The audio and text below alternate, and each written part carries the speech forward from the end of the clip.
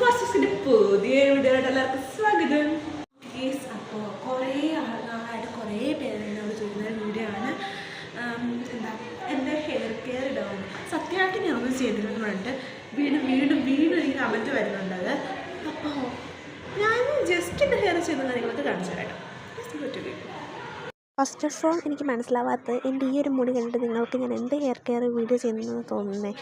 അപ്പോൾ ഞാൻ ഈ ഇടയ്ക്ക് മുടി കട്ട് ചെയ്തിട്ടുണ്ടായിരുന്നു കേട്ടോ. അപ്പോൾ ഞാൻ ഫസ്റ്റ് ചെയ്യുന്നതെന്ന് വെച്ചിട്ടുണ്ടെന്നുണ്ടെങ്കിൽ ഒരു പാരച്യൂട്ടിൻ്റെ ഒരു കോക്കനട്ട് ഓയിൽ വെച്ച് തല നന്നായിട്ടൊന്ന് തലയിൽ പിടിപ്പിച്ച് നന്നായിട്ട് നല്ല മസാജ് ചെയ്തിട്ട് തലേന്ന് ഹെയർ വാഷ് ചെയ്യാം കേട്ടോ. അപ്പോൾ ഹെയറിൽ ഞാൻ ഷാമ്പു ഇട്ടുണ്ടെന്നുണ്ടെങ്കിൽ ഒരു കണ്ടീഷണറോടെ യൂസ് ചെയ്യും. നമ്മൾ ഷാമ്പു തന്നെ യൂസ് ചെയ്യുമ്പോൾ നമുക്ക് പെട്ടെന്ന് മുടി പൊട്ടിപ്പോകാൻ ചാൻസ് ഉണ്ട്. അപ്പോൾ ചെയ്യുമ്പോൾ ഒരു കണ്ടീഷണറോട് യൂസ് ചെയ്യുന്നത് നല്ലതാണ് കേട്ടോ.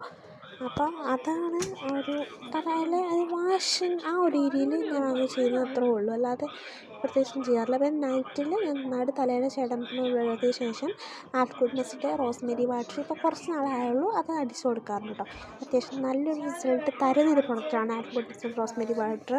അതായത് ഇപ്പോൾ ഇവിടെ ഹോസ്റ്റലിൽ വന്നിരുന്ന് കഴിഞ്ഞിട്ട് ക്ലോറിൻ വാട്ടറൊക്കെ ആയപ്പോൾ മുടി നന്നായിട്ട് പൊയ്യാൻ തുടങ്ങിയിട്ടുണ്ടായിരുന്നു. അപ്പോൾ അത് ഇപ്പോൾ കുറച്ച് കുറവുണ്ടത് എനിക്ക് തോന്നുന്നു. ആൽഗുഡ്നസിൻ്റെ ഇത് അടിച്ചു കഴിഞ്ഞപ്പോഴത്തേക്കും നമ്മുടെ തലയിൽ പേനും നീരുമൊക്കെ പോകാനാണെന്നുണ്ടെങ്കിൽ അത് നല്ലതാണ് കേട്ടോ.